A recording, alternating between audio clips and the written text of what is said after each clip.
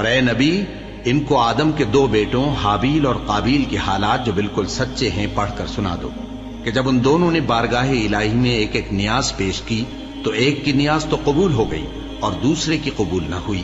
تب قابیل حابیل سے کہنے لگا کہ میں تجھے قتل کر دوں گا۔ اس نے کہا کہ اللہ پرہیزگاروں ہی کی نیاز قبول فرمایا کرتا ہے، اگر تو مجھے قتل کرنے کے لیے مجھ پر ہاتھ چلائے گا تو میں تجھ کو قتل کرنے کے لیے تجھ پر ہاتھ نہیں چلاؤں گا۔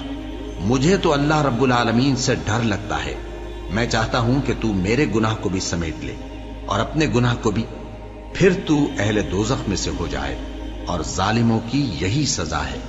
آخر اس کے یعنی قابیل کے نفس نے اس کو اپنے بھائی کے قتل ہی کی ترغیب دی تو اس نے اسے قتل کر دیا، پھر خسارہ پانے والوں میں ہو گیا۔ اب اللہ نے ایک کوا بھیجا جو زمین کریدنے لگا تاکہ اسے دکھائے کہ اپنے بھائی کی لاش کو کیسے چھپائے۔ کہنے لگا ہائے کمبختی، مجھ سے اتنا بھی نہ ہو سکا کہ اس کوے جیسا ہی ہوتا کہ اپنے بھائی کی لاش چھپا دیتا۔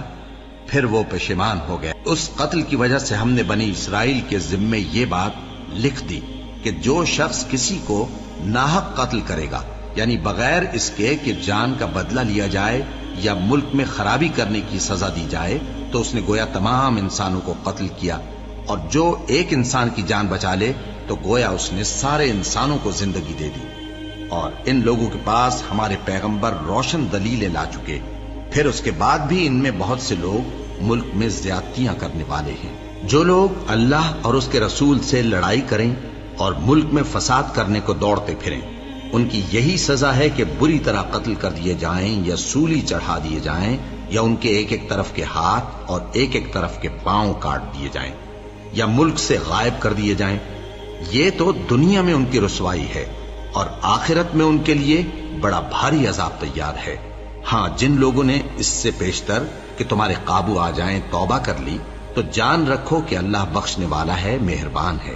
اے ایمان والو، اللہ سے ڈرتے رہو اور اس کا قرب تلاش کرتے رہو، اور اس کے رستے میں جہاد کرو تاکہ کامیاب ہو جاؤ۔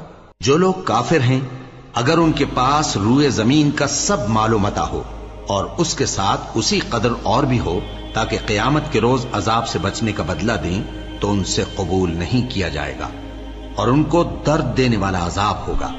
وہ چاہیں گے کہ آگ سے نکل جائیں مگر اس سے نہیں نکل سکیں گے، اور ان کے لیے ہمیشہ کا عذاب ہے۔ اور چوری کرنے والا مرد اور چوری کرنے والی عورت، ان کا ایک ایک ہاتھ کاٹ دو۔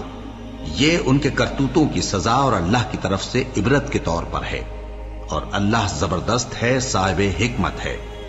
پھر جو شخص گناہ کے بعد توبہ کر لے اور نیکوکار ہو جائے تو اللہ اس کو معاف کر دے گا۔